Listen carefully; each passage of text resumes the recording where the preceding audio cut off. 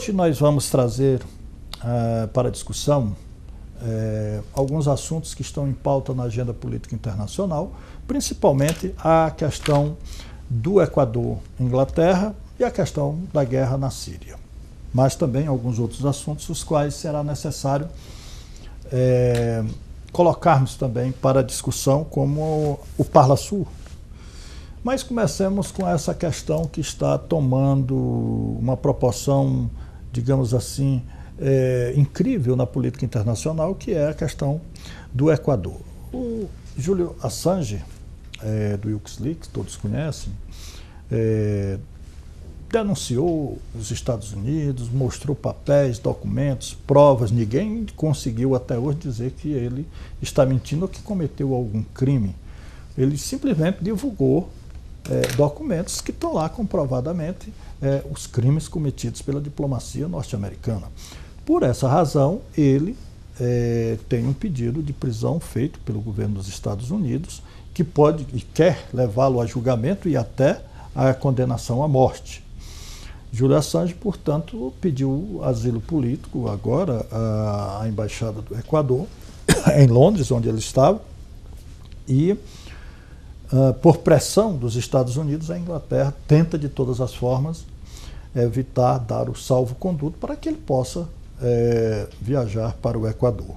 De parabéns o presidente Rafael Correa por uma atitude correta, humanitária, de política soberana, mas os Estados Unidos não aceitam isso. Os Estados Unidos querem, de qualquer forma, prender o Julian Assange, afrontando a liberdade de imprensa, a liberdade de expressão em todo o mundo. E a Inglaterra, como um país subjugado, um país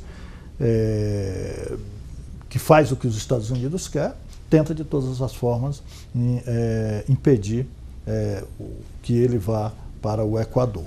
Desta forma, a Inglaterra agora ameaça o Equador com a invasão de sua embaixada em Londres, quebrando todas as normas, regras do direito internacional, o que é um absurdo. Mas a grande mídia, a mídia comercial, a mídia de capacete, subsidiada e subserviente ao imperialismo, vai para o ar criticar as posições do presidente Rafael Correa, criticar o Equador. Ora, a Inglaterra deu asilo a um ditador, assassino, fascista que foi Pinochet. Ou seja, não deu asilo bem propriamente dito, mas protegeu de todas as formas um assassino como Pinochet. Agora, um homem que luta pela liberdade de expressão, pela liberdade de imprensa, eles querem entregar para ser assassinado na cadeira elétrica ou por fuzilamento lá nos Estados Unidos, porque ele vai, se for preso, vai para os Estados Unidos e vai condenado à morte. Se a Inglaterra ousar, quebrando todas as normas do direito internacional, invadir a embaixada do Equador, pelo que estamos sabendo, e isso já circula na internet, os movimentos sociais de todo o mundo, principalmente aqueles que fazem parte da rede do Fórum Social Mundial, ao que tudo indica, já observamos, estão se preparando para invadir todas as embaixadas inglesas, britânicas, em todos os países do mundo. E a Inglaterra não vai poder dizer nada, porque ela está usando uma medida de força para invadir um país como o Equador, pequeno, que apenas concedeu um direito que está colocado nas normas de proteção do direito internacional humanitário.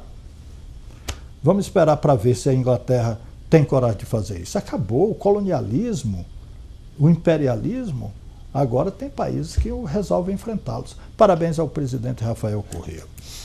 Com relação à Síria, o que nós temos a colocar é muito pouco, mas se todas as pessoas que assistem hoje televisão, rádio, leem matérias em jornais, esses aqui no Brasil principalmente, esses jornais, revistas e canais de televisão que foram os porta-vozes da ditadura militar, aqueles que faziam editoriais, né, dizendo que fulano, beltrano, né, são terroristas, que o terrorismo, etc. e tal.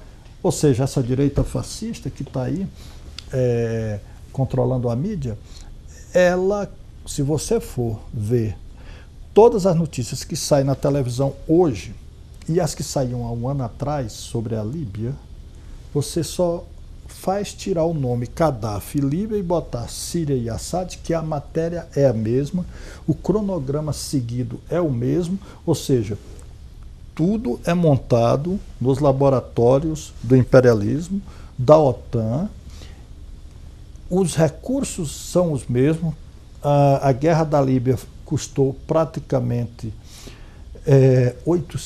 500 bilhões de dólares, segundo estamos sabendo, sendo que 50% foi em armas e 50% foi com a mídia. Para comprar mesmo jornalistas, comprar redes de televisão no mundo todo. Não foi só na Europa, não. O Brasil também, né? A grande mídia, e aí é onde nós gostaríamos que o Ministério Público investigasse os contratos assinados por setores da grande mídia com empresas americanas, né? E hoje a Síria, que está sob um bombardeio midiático pior do que um bombardeio militar que os Estados Unidos gostariam de fazer, os Estados Unidos e a França e a Inglaterra assassinaram 200 mil pessoas na Líbia, dentre elas 15 mil crianças. E o mundo não vê, o mundo não quer saber, a mídia não quer informar. E agora querem fazer a mesma coisa, colocar uma zona de exclusão,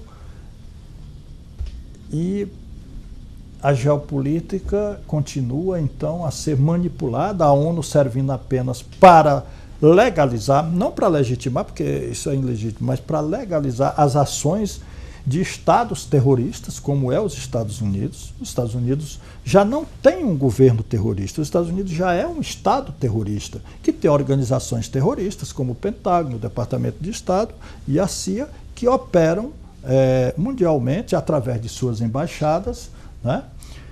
E procura de todas as formas deformar, desinformar e manipular a opinião pública.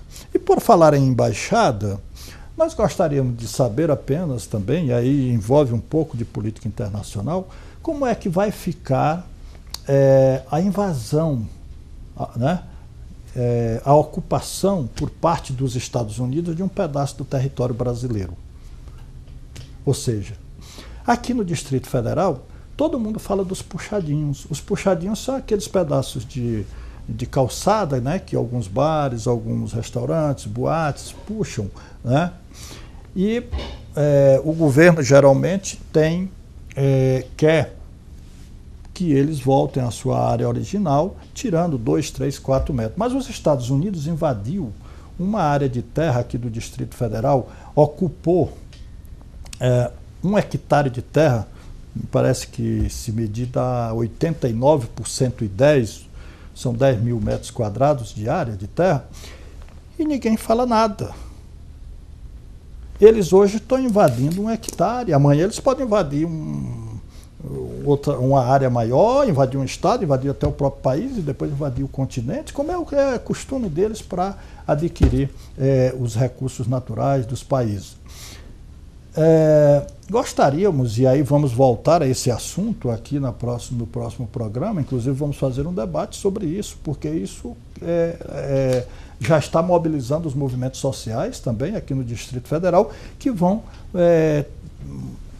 procurar mover uma ação para tirar os Estados Unidos. Uma ação naturalmente jurídica que poderá acontecer, e a administração do GDF deve dar, no caso, informações à opinião pública brasiliense e brasileira como um todo, mas principalmente aqueles que fazem os puxadinhos, né? Os puxadinhos, os donos de bares, que estão insatisfeitos. Como é que o governo do GDF quer tirar os puxadinhos e não tira a embaixada americana?